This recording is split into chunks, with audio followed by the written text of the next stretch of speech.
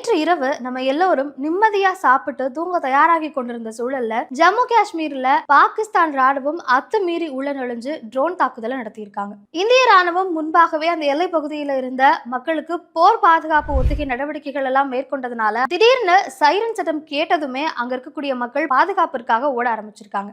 இந்தியாவில் பகல்காம் பகுதியில் நடந்த தாக்குதலுக்கு ஆபரேஷன் சிந்தூர் அப்படிங்கறதன் பெயர்ல இந்தியா தகுந்த பதிலடியை கொடுத்திருந்தாங்க. அதற்கு நாங்க திருப்பி அடிப்போம் அப்படின்னு பாகிஸ்தானுடைய பிரதமர் ஷெபாஸ் ஷெரீப் நேத்தே அறிவிச்சிருந்தார். அந்த வகையில நேற்று இரவு 7 மணியிலிருந்தே பாகிஸ்தான் எல்லையை தாண்டி ட்ரோன் தாக்குதலை நடத்தியிருக்காங்க. பாகிஸ்தானின் அத்துமீறல் விடிய விடிய நடந்திருக்கு. குறிப்பா ஜம்முவினுடைய விமான நிலையம், சம்பா, ஆரிஸ்புரா, ஆர்னியா உள்ளிட்ட பகுதிகளை நோக்கி பாகிஸ்தானிலிருந்து தாக்குதல் நடத்தப்பட்டிருக்கு. பாகிஸ்தான் 50க்கும் மேற்பட்ட ட்ரோன்களை பயன்படுத்தி இந்தியா மீது தாக்குதல் நடத்தியிருக்காங்க. இந்த ட்ரோன் தாக்குதலை இந்தியாவினுடைய வான் பாதுகாப்பு அமைப்பு முறியடிச்சிருக்காங்க.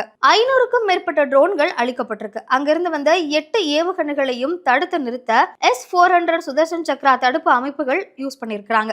ரஷ்ய தொழில்நுட்பத்தில் உருவாக்கப்பட்ட இந்த S-400 பாதுகாப்பு அமைப்பால கிட்டத்தட்ட 600 கிலோமீட்டர் தொலைவில் வரும் ஏவுகணைகள் அல்லது ட்ரோன்களை கூட டிராக் செய்ய முடியும்னு சொல்றாங்க. அது மட்டும் இல்லாம 400 கிலோமீட்டர் தொலைவில் வரும்போதே அதை தாக்கி அழிக்கவும் முடியும்னு சொல்லியிருக்காங்க. நேற்றிலிருந்தே ஜம்மு காஷ்மீர் மட்டும் இல்லாம பஞ்சாப், ராஜஸ்தான், ஹிமாச்சல் உள்ளிட்ட மாநிலங்கள்லயும் பதற்றம் நீடிச்சிட்டு இருக்கு. அரசு ஊழியர்களுக்கு விடுமுறையை ரத்து செய்து எல்லாரும் பணிக்கு வரணும்னு சொல்லியிருக்காங்க. ராஜஸ்தான்ல சில பகுதிகளுக்கு ரெட் அலர்ட் எச்சரிக்கையும் விடுக்கப்பட்டிருக்கு. மக்கள் யாரும் வீட்டை விட்டு வெளியே வர வேண்டாம், பாதுகாப்பா உள்ளே இருங்க, எந்தவித பயமும் இல்ல, அச்சப்பட வேண்டாம் அப்படின்னு அந்தந்த மாநில அரசு சார்பிலையும் எச்சரிக்கை விடுக்கப்பட்டிருக்கு. தற்போது இன்று அதிகாலை வரை தாக்குதல் நடந்த நிலையில இதற்கு முப்படைகளையும் இணைத்து இந்தியா பதிலடி கொடுக்க தயாராகிட்டு இருப்பதும் குறிப்பிடத்தக்கது.